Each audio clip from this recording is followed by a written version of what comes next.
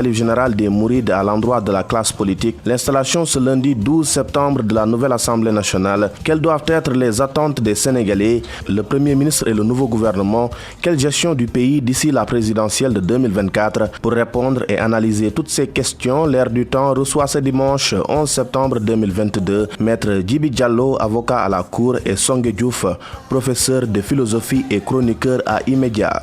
L'Air du Temps, c'est avec Alassane Samba Diop de 10h à 11h sur e-Radio. Dimanche 11 septembre 2022, merci d'être à l'écoute de l'Air du Temps qui reçoit aujourd'hui le professeur de philosophie Songué Diouf et chroniqueur à E-Media. Nous sommes aussi avec Maître Djibi Diallo, avocat à la Cour. Merci monsieur d'avoir accepté notre invitation. Vous le savez, le Magal, c'est pour bientôt, c'est le 15 septembre prochain. Le défilé devant le Khalife général des Mourides se poursuivent. Serigne Mountakha Bachir a dit hier aux opposants qui étaient venus le voir et aux hommes politiques sénégalais d'assumer de plus en plus de responsabilités. Le Khalife appelle la classe politique à plus de responsabilités dans la gestion du pays. D'abord ceux qui sont au pouvoir, ceux qui concourent pour prendre le pays aussi. Il leur a dit des discours très clair. Songué Diouf l'appelle du Khalife général des Mourides à la classe politique sénégalaise en disant que lui, en tant que Khalife général des Mourides, il connaît la politique parce qu'il a été quelque part à Bok Séréo à l'âge de 24 ans avant de changer de registre, d'aller beaucoup plus loin, d'être beaucoup plus près de Dieu et près de Sine Touba et du prophète Mohammed. Quelle lecture peut-on faire de cet appel? La lecture qu'on pourrait en faire, c'est d'abord celle d'un homme, mais de son temps. Parce que vous savez que très souvent, on pouvait constater, en tout cas dans les apparences, une certaine rupture entre la posture de celui-là qu'on appelait chef, guide religieux, et ici en l'occurrence Khalife général et Khalife général des Mourides. Donc rupture entre sa posture qui consistait à gérer le spirituel et les affaires courantes qui relèveraient plus ou moins temporelles. Et donc pour la première fois, nous avons quelqu'un qui, de son propre aveu, comme vous l'avez dit lui-même, reconnaît son ancrage, son héritage spirituel parce qu'il est petit-fils de Serigne Touba, mais également qui dit aux gens, écoutez, je sais très bien ce qu'il en est parce que j'ai eu à faire mes humanités au plan politique.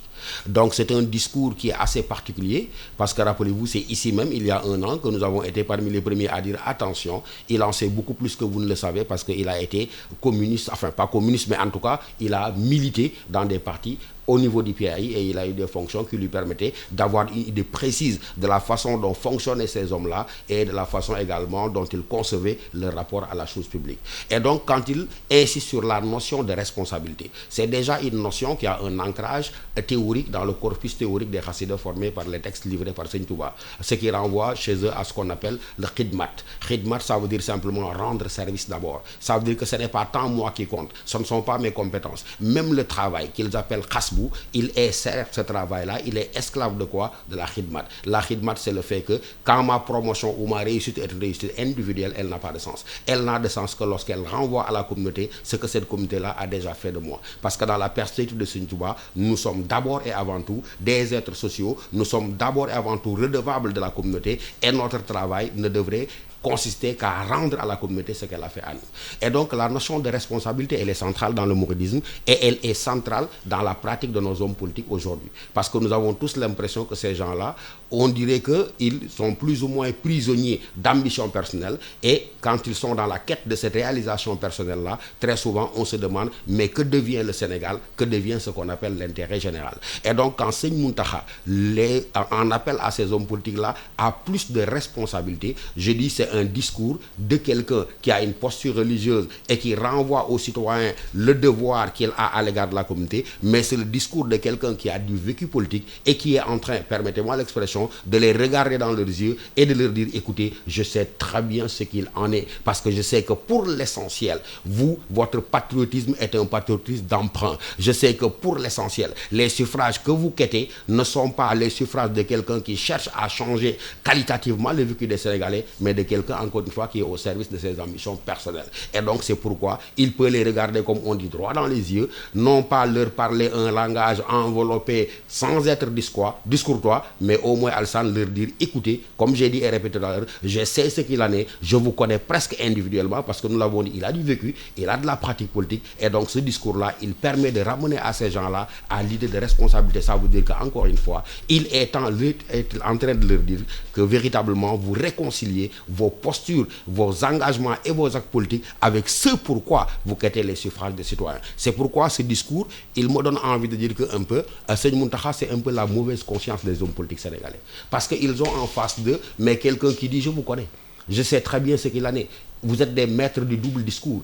Vous êtes des gens qui quêtaient les suffrages et qui avaient un discours public, mais il y a également un autre discours que vous taisez et par lequel vous trahissez plus tard ce que les citoyens ont investi en vous. Et donc quand je dis que Seigne Mountakha, c'est la mauvaise conscience de l'homme politique sénégalais, je dis pour la première fois, ils ont la claire conscience, ces hommes politiques, qu'ils n'ont pas en face de quelqu'un complètement enveloppé dans les livres de Coran, dans les hadiths et tout ça, et qui ne comprendrait presque rien à ce qu'ils font, mais ils savent très bien tous, pour l'avoir pratiqué avant, pendant son exercice, que véritablement ils ont en face d'eux quelqu'un, pardonnez-moi le terme, qu'on ne peut pas rouer, qu'on ne peut pas flouter, parce qu'encore une fois, il en sait et il en sait beaucoup trop. Donc je dis que c'est un discours qui vient à son heure, parce que nous sommes souvent témoins de revirements spectaculaires, Alassane, sur le champ politique. Nous sommes témoins du fait que, une fois quelqu'un a quitté le champ de l'opposition pour arriver au pouvoir, on se demande est-ce que c'était lui. Et donc Seigne Mountakha, ayant pris conscience de tout ça, en rapport avec le contexte particulier dans lequel nous sommes,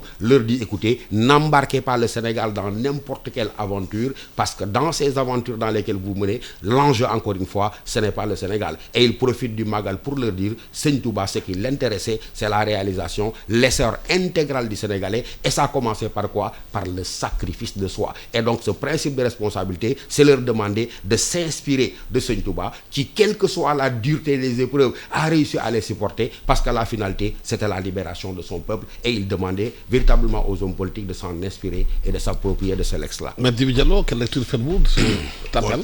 Je vais me situer surtout du côté de ceux qui reçoivent ce message, en essayant juste de prendre le mot responsabilité. Le contraire de la responsabilité, c'est quoi? C'est la désinvolture, c'est l'incapacité, c'est l'irresponsabilité. Je pense que si on en arrive à un point où des leaders, on est obligé de rappeler à des leaders politiques le sens de la responsabilité, je pense que ces leaders-là, ça veut dire qu'ils ne sont pas accomplis. Or, si on doit diriger un pays ou diriger un parti, on doit être un homme accompli. Un homme qui est débarrassé de toute irresponsabilité, de toute incapacité. C'est-à-dire un homme éthique. Il a parlé d'éthique. Et je pense que c'est l'éthique qui est au centre de tout. Je pense que par le passé, les marabouts n'avaient pas besoin de rappeler à nos leaders politiques le sens de la responsabilité. Parce que c'était des personnes qui intégraient l'éthique dans la gestion de leur parti, dans la gestion des hommes et dans la gestion du pays. Malheureusement, aujourd'hui, ce qu'on voit, l'éthique est absente du terrain politique. Ce qui fait qu'aujourd'hui, le pays est à la croisée des chemins. Chacun ne parle que pour soi-même. On ne gère plus les intérêts des populations, on ne gère plus l'intérêt général, on gère sa promotion personnelle, aussi bien au sein du parti qu'au sein des instances étatiques. Donc je pense qu'aujourd'hui, le problème, il est de savoir quel leader politique nous avons. Le leadership, c'est quoi? C'est une capacité d'influence positive. Quand vous êtes un leader, vous devez pouvoir influer positivement, n'est-ce pas, votre environnement, les populations, votre pays. Et aujourd'hui, ce qu'on voit de nos leaders, c'est une influence négative. Vous êtes professeur, vous avez vu aujourd'hui le comportement des élèves. Récemment, à la fermeture des classes, vous avez vu des élèves incarner la violence. Absolument. Et c'est cet exemple-là qui provient de nos hommes politiques, n'est-ce pas, qui est aujourd'hui pratiqué par nos élèves.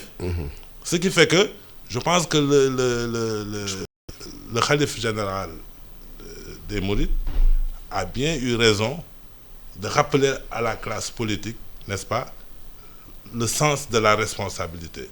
Mais je pense que dans le secret de leur conscience, ils devraient se poser la question de savoir pourquoi le khalife nous parle comme ça. De responsabilité. De responsabilité.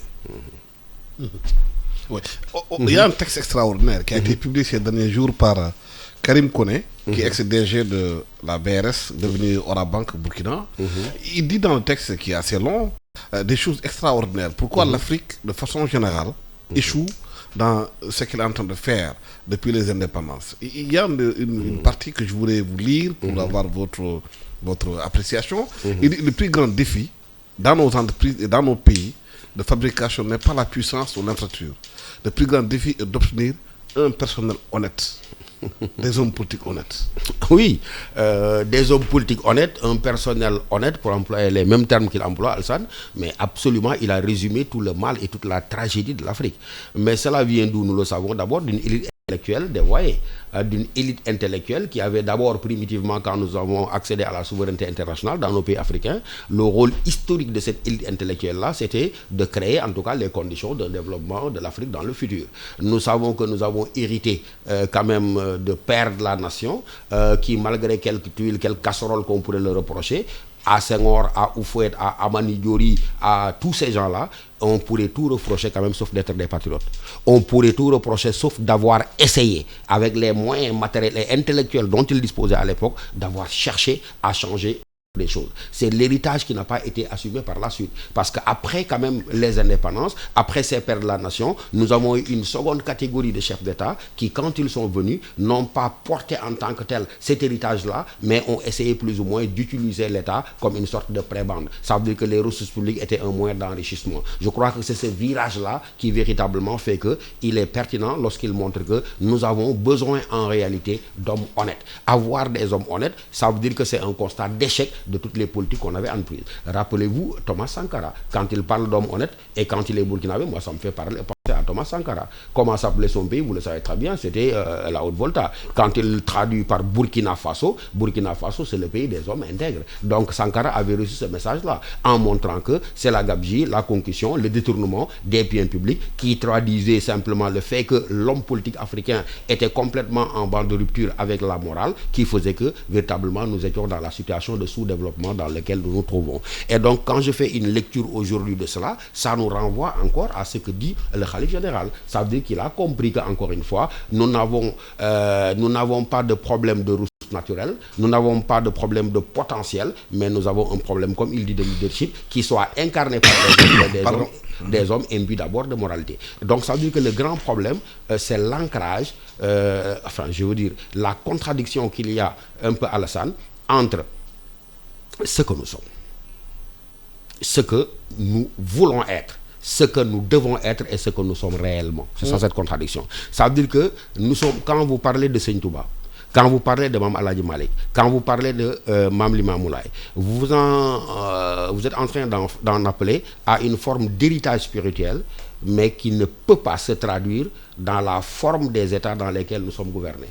Donc quand vous alliez l'héritage traditionnel politique, les organisations de nos grands empires que nous connaissons n'ont pas besoin de citer. Vous conjuguez cela à l'état spirituel de ces grands maîtres à penser que j'ai évoqué tout à l'heure. Vous vous rendrez compte qu'il y a une contradiction nette entre leur héritage, l'orientation, la trajectoire de vie qu'ils voudraient donner à leur peuple et ce que nous avons hérité des Lumières, ça veut dire des constitutions laïques et des républiques faussement démocratiques. Donc ce hiatus-là entre des sociétés qui véritablement étaient des sociétés de spiritualité, qui étaient d'abord fondamentalement des sociétés de l'être, des sociétés de l'accomplissement intégral et des sociétés de l'avoir tel que nous l'avons hérité du modèle occidental, fait que le type de profil qui sort de cette école occidentale-là est incapable d'assumer aussi bien l'héritage traditionnel en termes d'organisation traditionnelle politique que l'héritage religieux, mais que nous avons que nous ont légué les Cheikh Ahmadou Bamba et les autres. Et donc c'est cette contradiction dans laquelle qui fait que le sujet politique africain est un sujet hybride. Et si on a besoin aujourd'hui en 2022 de dire que nous avons un problème de moralité dans la pratique de nos hommes politiques, on a envie de se demander d'où viennent-ils. Je dis,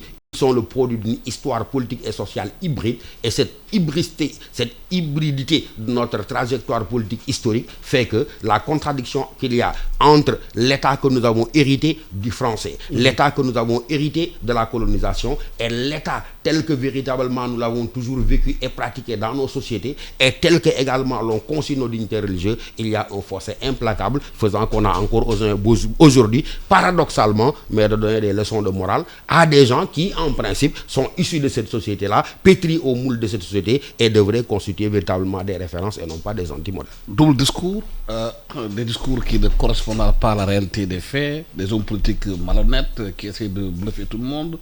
Jusqu'à ce que le Khalife général me rappelle que lui, il a été dans Bug Sereo. C'est au-delà des paroles qu'il a dites, il y a une profondeur de ce qu'il veut dire par rapport au comportement de nos hommes politiques, de façon globale, tous opposition pouvoir confondus. Quand vous regardez aujourd'hui la classe politique sénégalaise, ceux qui sont au pouvoir dans l'opposition, c'est une sorte de vase communicant.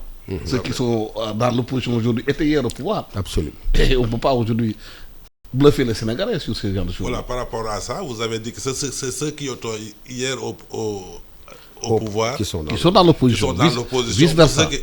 C'est les mêmes personnes qui tournent. Donc la politique ressemble à... Pendant 60 ans, les mêmes têtes tournent. Voilà, à un îlot agité ou à un îlot de sécurité dans une mer agitée. Ou à un îlot agité dans une mer calme. Pourquoi? Parce que généralement, les gens, ils ont toujours jeté l'opprobre sur la politique en disant que la politique, je ne fais pas la politique parce que c'est n'importe quoi.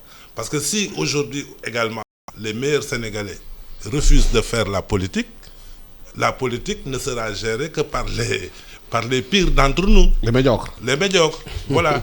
Donc, moi, je me rappelle quand j'étais plus jeune et que je parlais avec mes parents, ils se disent « Ouh, la politique, c'est dangereux, c'est... » Ce qui fait que tu grandis avec cette idée-là et finalement, tu laisses la politique aux autres. C'est pour ça que je dis que la politique ressemble à un îlot de sécurité dans une mer agitée.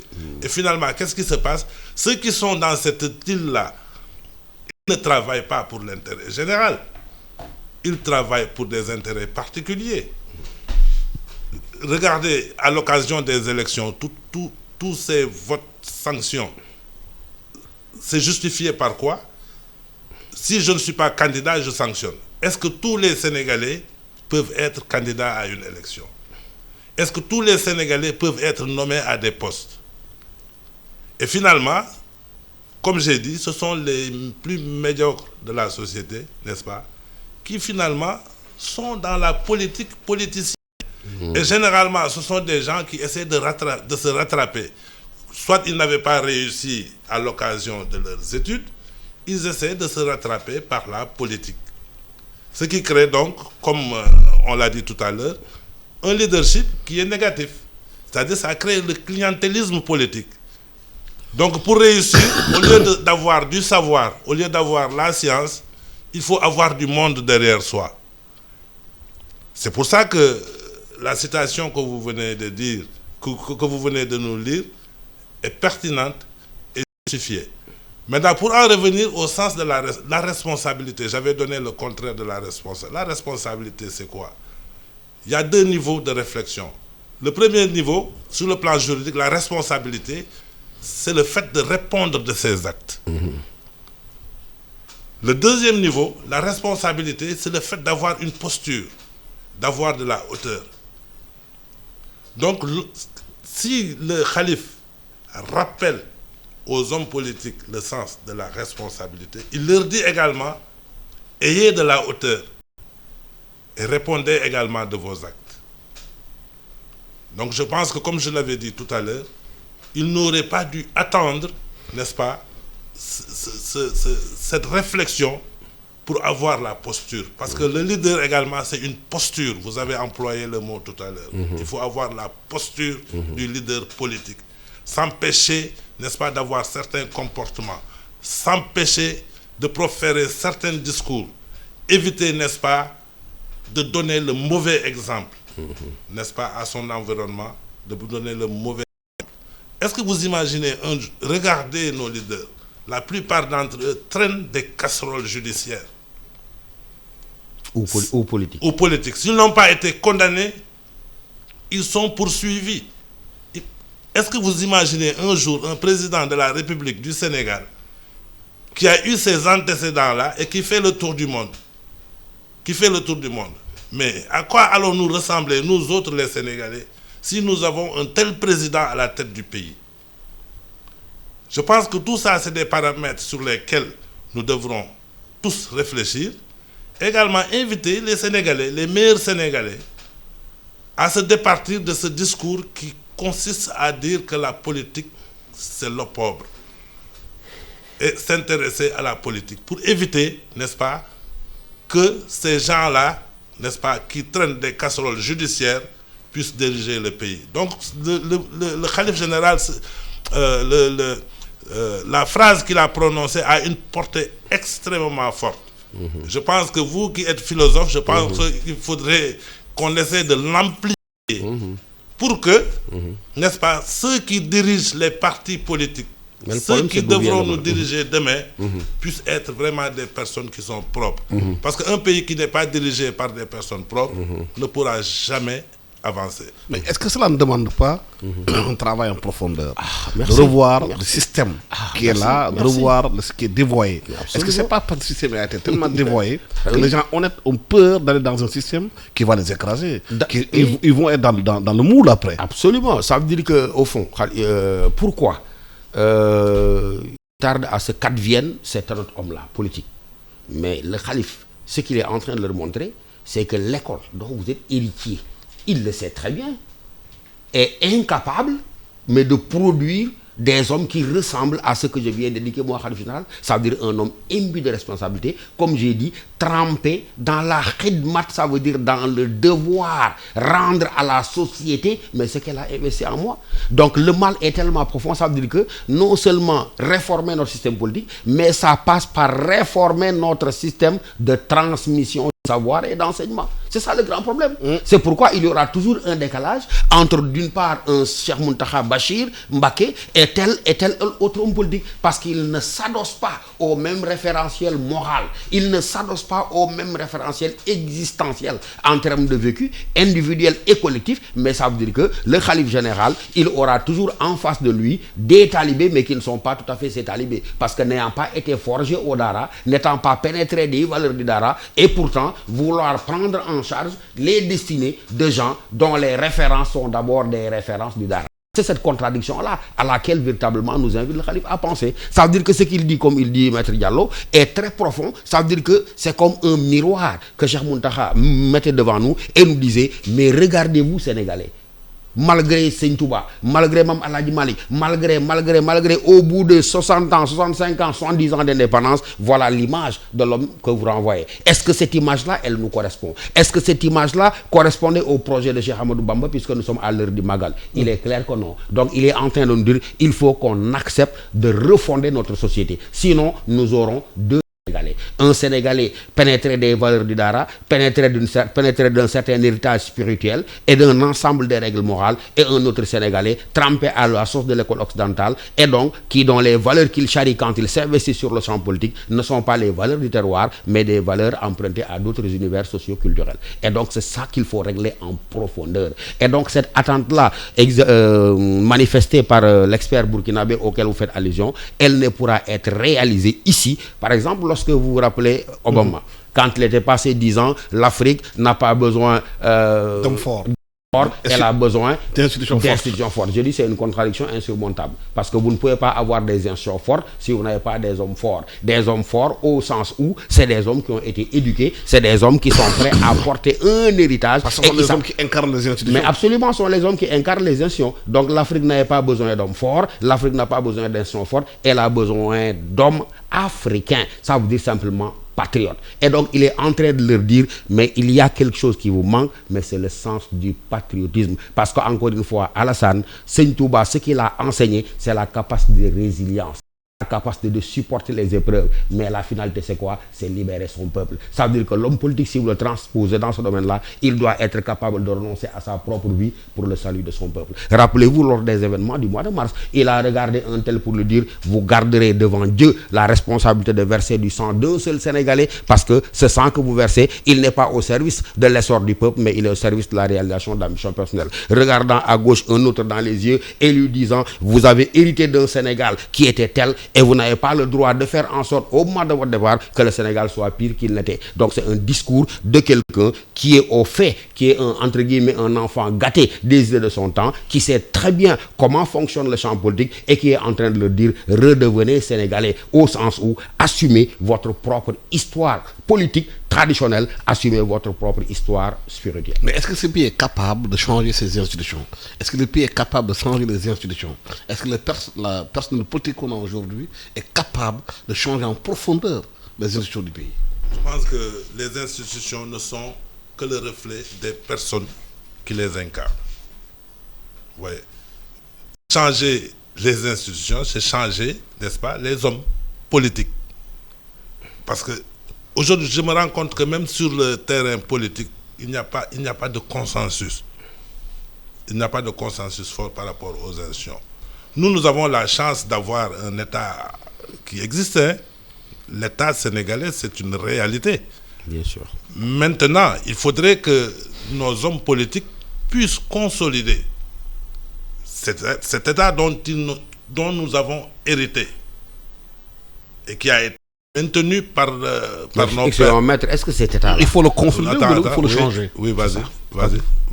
Je dis, est-ce que cet État-là, il s'agit de le consolider à partir du moment où on sait qu'il est à la base de toutes les dérives que nous avons... Non, je pense qu'il faudrait qu'on... Parce qu'un enfant sorti attendez, de Tivaouane, professeur. un enfant sorti de Touba, vous n'avez pas besoin, en tant que talibé, de le dire, soyez honnête, ne touchez pas aux affaires de l'État, faites la différence entre ceci et cela. Est-ce que celui-là, vous avez besoin quand je parle, je pense qu'il faut d'abord savoir ce que j'entends par État, la définition d'un État. Un État, c'est quoi? C'est un pouvoir politique qui s'exerce sur une population, n'est-ce pas, installée dans un territoire déterminé. Moi, je parle en tant que juriste. Donc, l'État, c'est un territoire sur lequel est installée une population sur laquelle s'exerce un pouvoir politique. Et je pense que la chance du Sénégal, c'est d'avoir un État qui fonctionne. Maintenant, est-ce que l'État fonctionne bien ou est-ce que l'État fonctionne mal? C'est la question qu'il faut se poser. Ouais. Et selon Serigne Mountakha, elle fonctionne mal. Du fait de la pratique des hommes qui l'incarnent. Oui, c'est-à-dire le système politique, il fonctionne mal. Comme on l'a dit tout à l'heure, parce qu'il y a une certaine irresponsabilité de certains de nos leaders politiques. Et d'où est-ce que cela vient? Mais cela vient... Tu sais, professeur, il y a des principes qui sont des principes universels pour moi.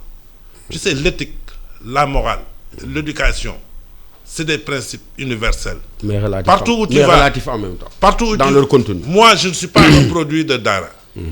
Mais jamais tu ne me surprendras dans certains comportements.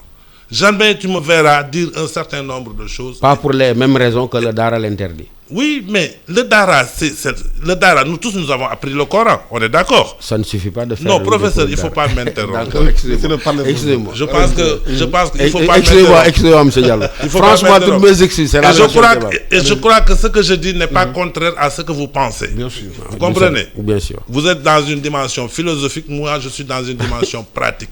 Vous comprenez? Absolument. Donc je dis... Vraiment, je m'excuse. Je dis que la morale, elle est universelle. L'éthique est universelle. Nous sommes encore là en train de parler de ça pendant que les autres pays qui ne sont pas des pays musulmans, qui peut-être même pas, ne sont même pas des pays catholiques, n'est-ce pas, ont décollé depuis très longtemps. Pourquoi? Parce qu'ils appliquent la morale. Les hommes politiques sont des hommes éthiques. Ils pratiquent l'éthique. Chez nous, comme je l'ai dit, le problème, mais il y a des hommes qui intègrent la morale et l'éthique dans leur vie, comme on l'a dit tout à l'heure, c'est que ces hommes-là ne sont pas dans la politique.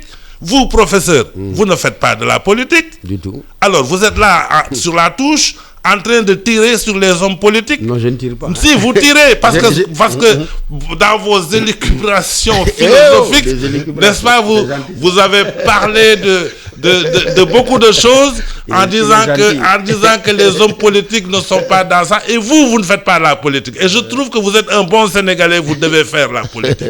Parce que si vous ne faites pas la politique, n'est-ce pas, vous avez laissé la place aux autres, n'est-ce pas, pour le faire. Et à partir de ce moment, vous n'avez pas le droit de tirer sur eux. Donc, si vous voulez les écarter, il faut s'impliquer. Il faut s'impliquer et les extraire, n'est-ce pas, de l'île dont j'avais parlé tout à l'heure. Donc aussi, je pense qu'il faut intégrer cette sociologie, absolument, comme je l'avais dit tout à l'heure, qui consiste, n'est-ce pas, à dire que la politique, je ne veux pas employer le mot, c'est le négatif, il ne faut pas faire de la politique. Absolument. Parce que quand tu fais ça, parce que c'est ça le problème du Sénégal, justement. Le problème du Sénégal, c'est que vous, professeur, Alassane Samba Diop, vous, et peut-être dans une moindre mesure, nous ne sommes pas dans la politique. Vous comprenez? Absolument. Alors, si nous laissons le terrain, n'est-ce pas, aux autres aussi, il faut reconnaître que nous sommes en partie fautifs. C'est-à-dire les meilleurs des Sénégalais qui estiment qu'ils peuvent apporter quelque chose au pays et qui ne font pas la politique, ils sont aussi responsables, pour moi, que ceux, de la situation, que ceux qui sont dedans et qui font du mal. Parce que, tu sais, comment on dit, la nature a horreur du vide. Absolument. Vous comprenez? Bien sûr. Regardez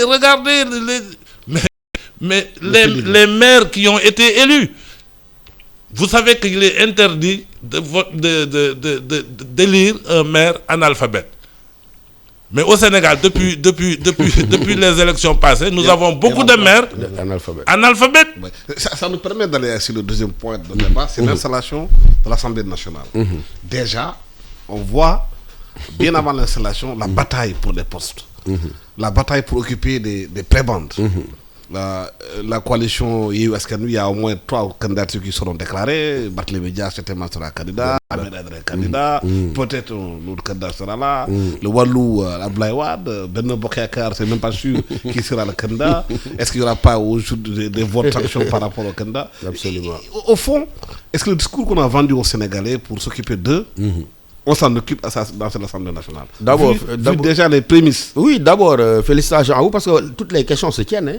Ce que vous êtes en train d'observer, mais est la résultante de ce que nous sommes en train de dire. Une parenthèse, je ne suis pas en train de tirer sur les hommes politiques. C'est-à-dire, Seymour Mountakha est en train de nous appeler à un nouveau contrat social qui nous ressemble pour que cela ne puisse être produit. Donc ça veut dire, dans ce que je dis, il y a vous, il y a moi, il y a Alassane, il y a tout le monde. Il n'est pas sûr que moi, dans mon comportement individuel, je sois meilleur, mais que l'homme politique. Mais pourquoi? Parce que nous sommes tous pénétré, héritier d'une trajectoire qui n'est pas forcément celle de nos réalités. Voilà ce que j'étais en train de dire, M. Diallo. Mais je n'étais pas en train de tirer sur le débat.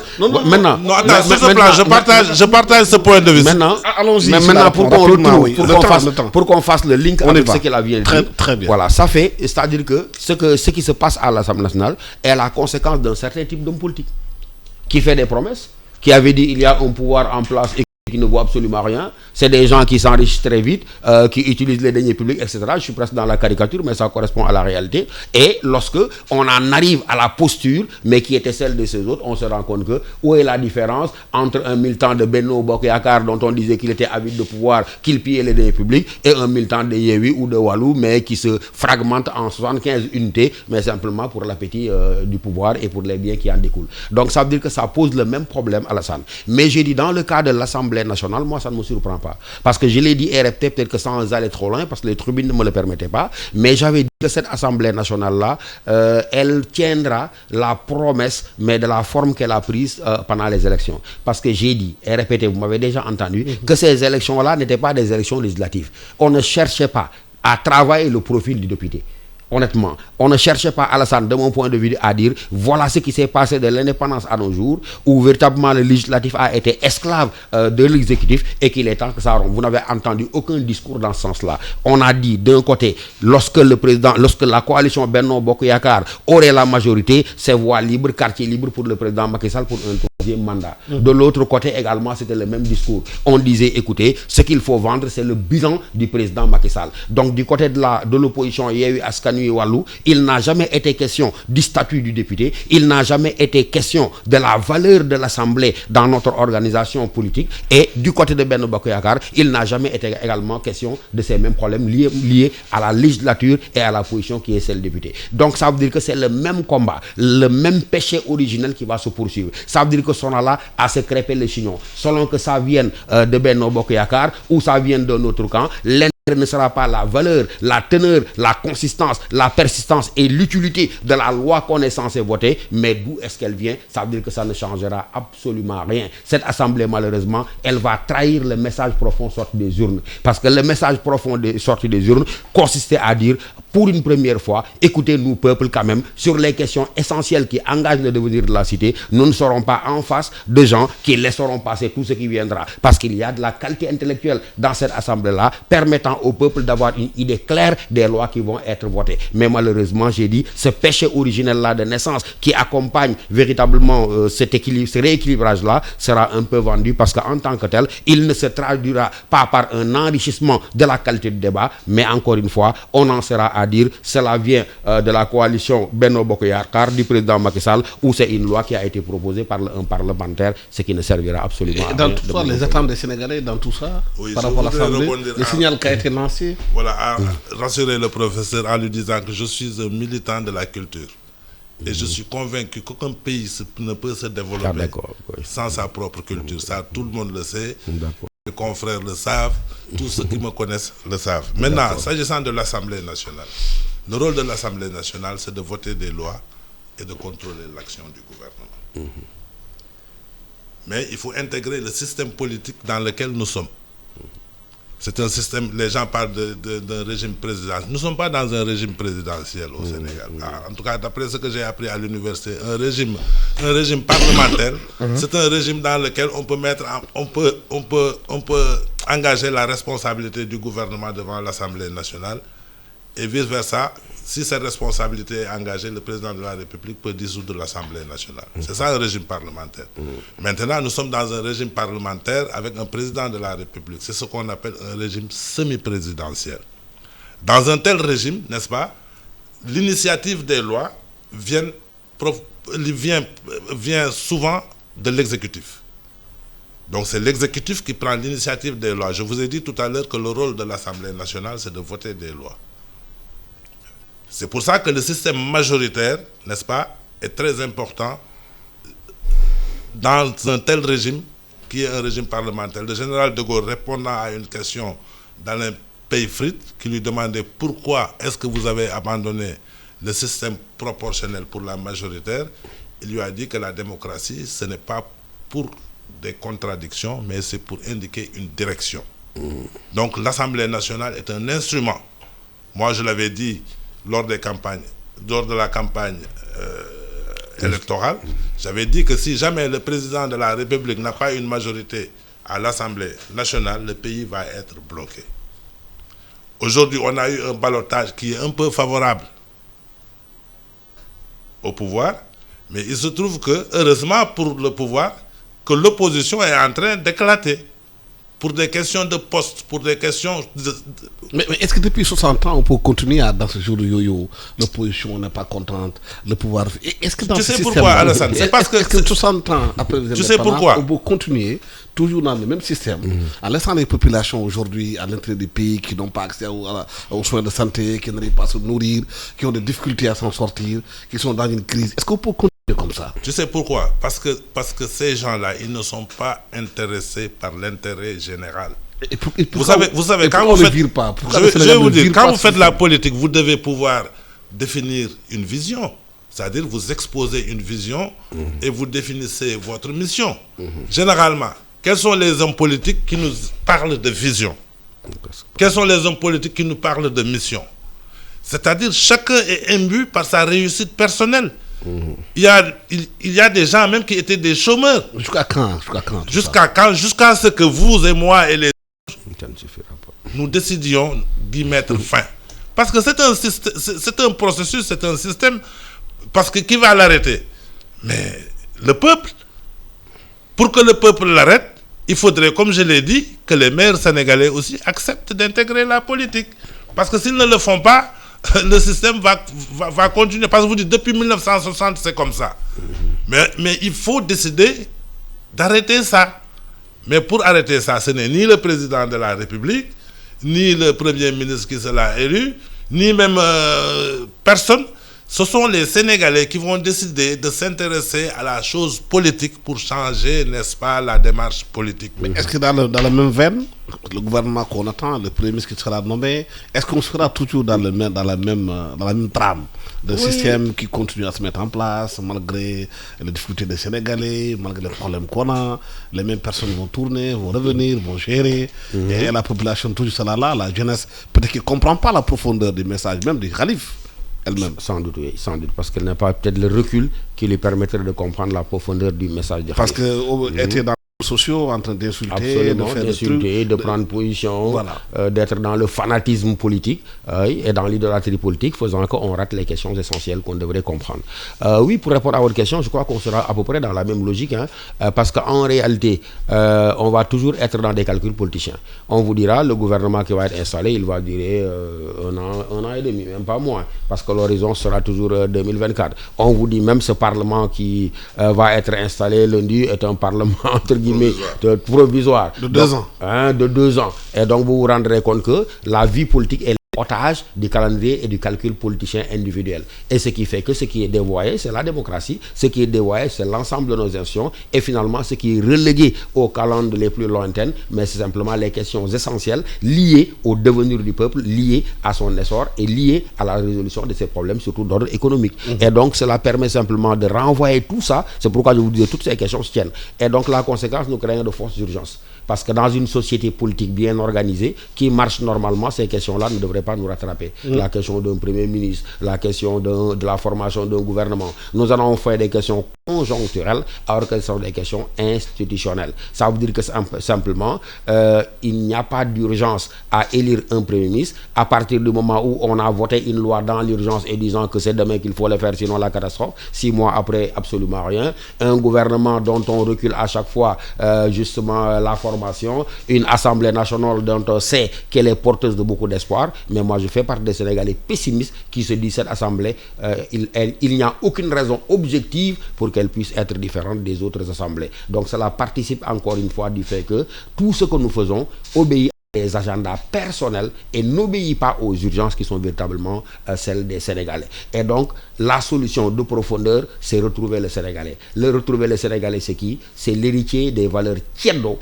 et l'héritier de la spiritualité religieuse. Ce sont ces deux-là. Parce qu'encore une fois, le sens de l'honneur, c'est pas la religion qui l'a appris. Le patriotisme, c'est pas la religion. Mais donc, il n'y a pas de contradiction à ce niveau-là. Lorsque vous restituerez le Sénégalais, le réconcilierez avec celui qu'il est, produit d'une histoire tièdo, produit et fruit d'une spiritualité religieuse, je crois que vous pourrez changer les choses en profondeur. Mais les Sénégalais, imbus de laïcité, imbus de valeurs démocratiques à l'occidental, parce que mon brillant collègue, enfin, il n'est pas un collègue, il est à l'université, mon brillant co-débatteur a parlé d'universalité, mais il oublie que cette universalité-là, elle charrie du relativisme, parce que ce qui est éthique et qui est moral, le contenu que l'on met, les besoins qu'ils appellent, varient en fonction des trajectoires historiques des peuples. Et donc, il faut qu'à partir de notre propre trajectoire historique, liée, comme j'ai dit, aux valeurs tièdo et aux valeurs de spiritualité, que nous forgions une démocratie sénégalaise, une façon de penser qui est sénégalaise et qui produira à travers son école, mais des hommes,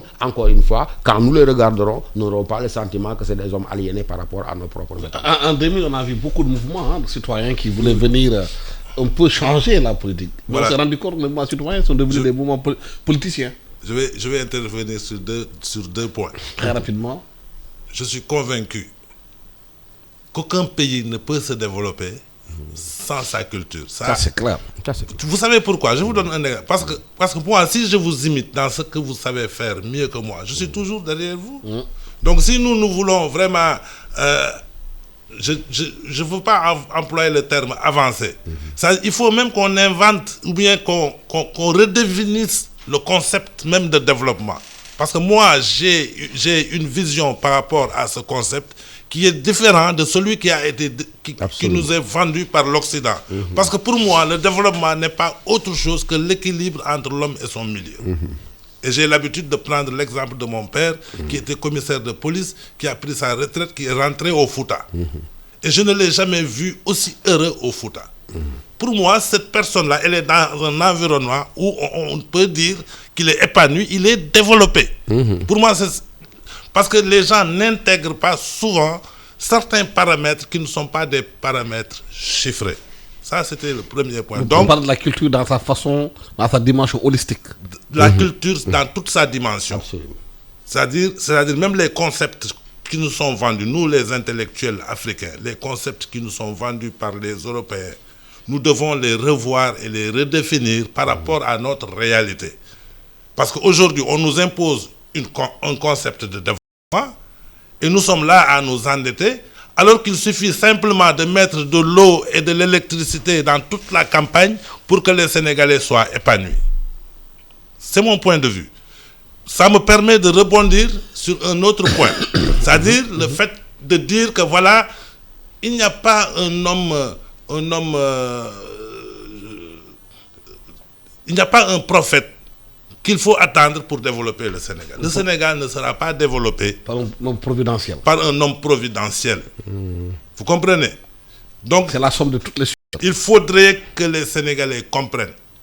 Moi, j'ai bien apprécié lorsque Barack Obama a été élu aux États-Unis et qu'il est venu avec son projet d'assistance médicale, Obamacare, et que certains Américains se sont levés et lui ont dit, nous, on n'a pas besoin de ça.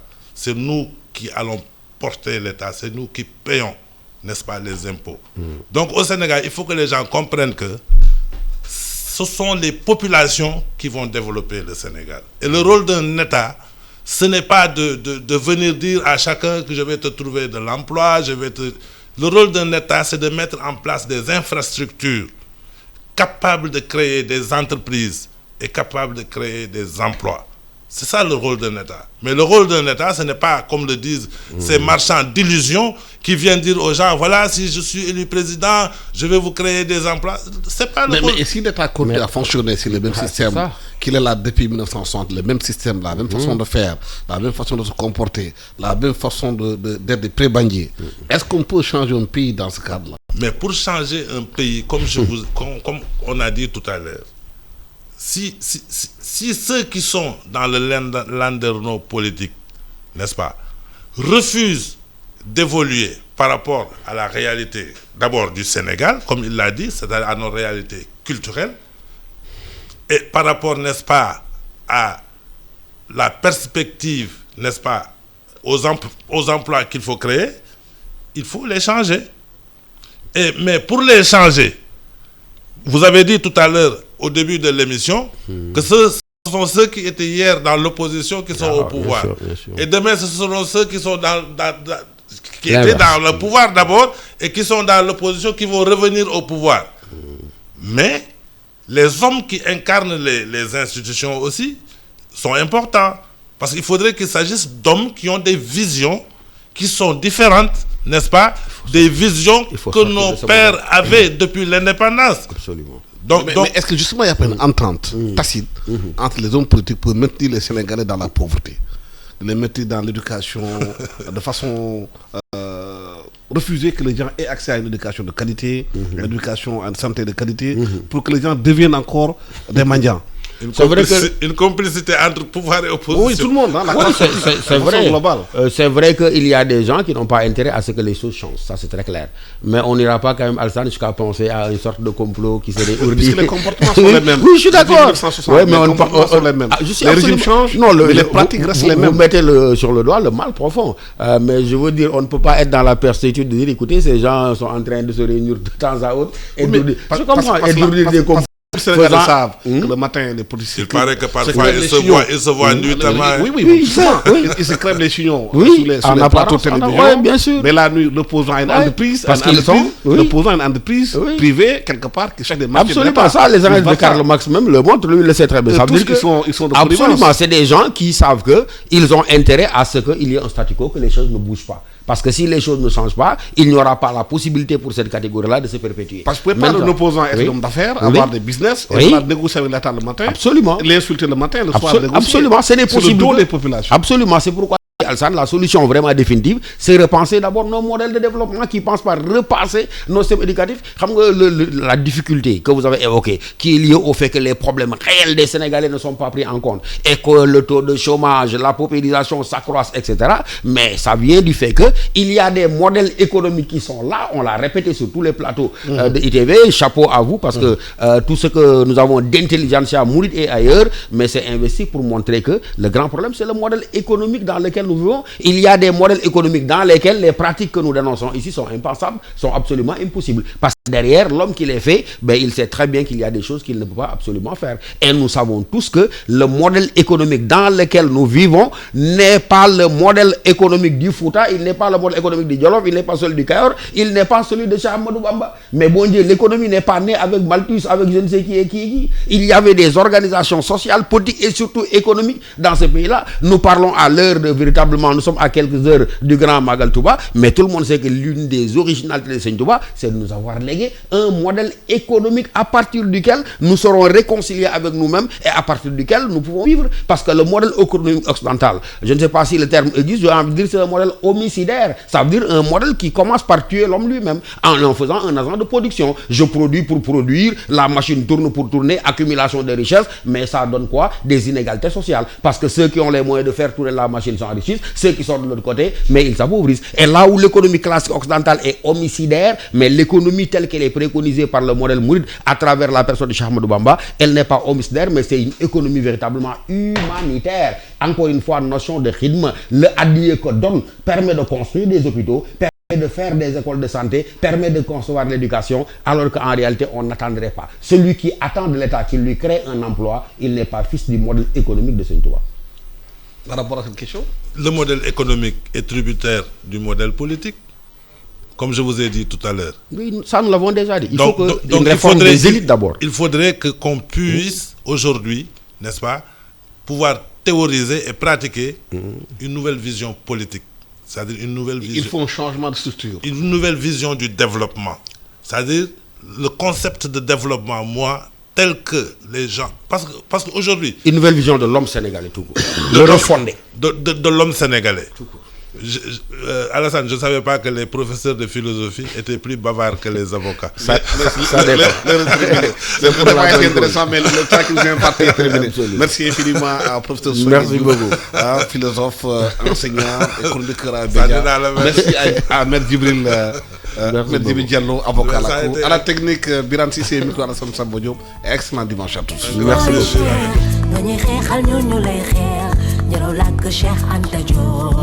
liggéeyal na xeet wee